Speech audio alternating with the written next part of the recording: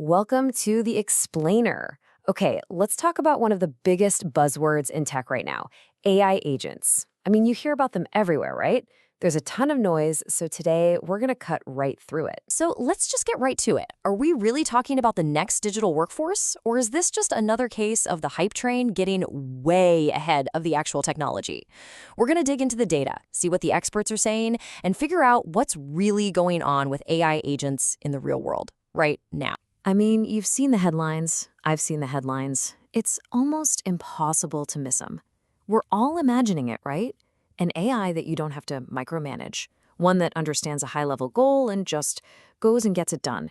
It feels a little like sci-fi, but that's the promise that's pulling in billions of dollars. So let's get real and separate that future vision from what's actually fact for businesses today. Okay, so what really makes an AI agent different? Because we're not just talking about a slightly smarter chatbot or a fancier voice assistant. The key idea, the real game changer, is that a true AI agent is goal-driven. And what that means is you don't give it a step-by-step to-do list. You give it an objective, a destination, and it figures out the journey. And really, this whole assistant versus agent thing, it's more than just words. It's a fundamental shift. It's the difference between using a simple tool and having a potential partner. Let me put it this way. You tell a task-focused assistant, send this email. Boom, done. It follows the script. But you tell a goal-driven agent, secure a meeting with the client. Whoa, now that's different. The agent has to think. It has to make decisions.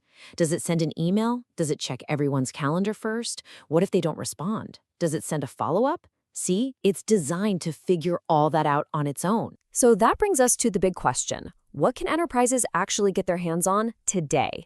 Well, to kind of manage all the hype, some of the top tech research firms have started calling this first wave AI Agent 1.0.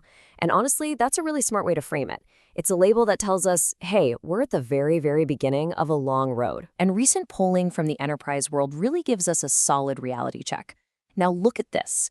While a lot of folks are optimistic, you see over 60% are either using them, testing them, or see them right around the corner, there's this other pretty big chunk, 37%. More than a third of people in the trenches think a truly usable AI agent is still a long way off. That's a huge disconnect, right, between the headlines and the day-to-day reality. And this quote from a major enterprise research report just hits the nail on the head. They say, "We refer to current LLM-based agents as AI Agent 1.0 to emphasize their immaturity and low agency level." See, they're being super clear. Calling them 1.0 is a deliberate move to say, look, these things are immature. They're still in their infancy. It's all about setting the right expectations. So if that's the deal, how do these 1.0 agents actually tick? What's going on under the hood? Well, they're usually put together with three main parts. First, you've got an information retriever. Its job is to go out and grab all the data it needs to understand the situation. Then you have a tool user. This is the part that can actually interact with your other software and apps. And finally, you have the thinker. Basically, a reasoning model that looks at the goal, looks at the info, and plans out the step-by-step action. Now, that three-part setup, it leads to a really interesting trade-off. What today's agents have is incredible width. They can touch a lot of different things. But here's the twist. This is a complete flip-flop from how older AIs worked. For decades, traditional AI agents were all about depth. They could be geniuses at one single thing, like playing chess, but they couldn't do anything else. Today's LLM-based agents are the opposite. They're jacks of all trades, but as we're about to see, masters of none. So let's break that down with a report card. How does Agent 1.0 actually perform? Well, for information retrieval, it gets an excellent. No surprise there. For using tools and apps, pretty good. But here's where things get shaky. Self-correction, figuring out it made a mistake and fixing it, only fair. And when it comes to the really tricky stuff, making nuanced, complex decisions in a real business context, the grade is poor. And that's the piece that really matters for true autonomy. Okay, so if that's where we are with version 1.0, what's next? How do we get from a poor grade in decision-making all the way up to an A+? Well, the consensus from researchers is pretty clear. The answer isn't just about building a bigger, more powerful language model. Nope. It's about a completely different way of building these things. And that path forward has a name, composite AI. The best way to think about it is like building a superhero team instead of hoping for one single superhero who can do everything. You're not relying on one giant generalist LLM. Instead, you integrate multiple specialized AI models. You'd have one that's a genius at crunching numbers, another that's brilliant at creative writing, and maybe a third that's a master of pure logic. You put them all together, and suddenly you have a system that's way more robust, way more reliable, and actually capable of handling those complex end-to-end business workflows. All right, so knowing all this, what should you, as a business or tech leader, be doing right now?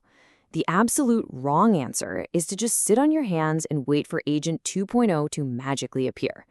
The prep work for this future, well, it can and absolutely should be happening today. So here's the playbook. This is what you should be doing. First, focus on getting your own house in order. That means building out your core enterprise components, like decision models, and nailing your integrations with data and applications. That foundation is everything. Second, leverage Agent 1.0 for what it's great at today, retrieving information and using tools. Let it be a superpowered assistant for now. And maybe most importantly, set realistic expectations across the board. Don't overpromise. And of course, there's a list of things to avoid. This is just as critical. First, don't get sucked into building a giant, monolithic, do-everything LLM in-house. It's a resource trap. Also, don't put all your eggs in one basket by relying on a single AI model for everything. And please, don't overinvest just because of the hype. Finally, and this is the big one, don't ask an agent to make a critical, nuanced business decision that it's simply not equipped to handle. Not yet, anyway. So when you boil it all down, the real story here isn't about people being replaced. It's about empowerment. It's about this incredible shift, moving away from just giving instructions to an assistant and moving toward collaborating on big goals with an agent. And that really leaves all of us with the most important question to think about. It's not just what will these agents do for us, but rather, how are we going to build our partnership with them?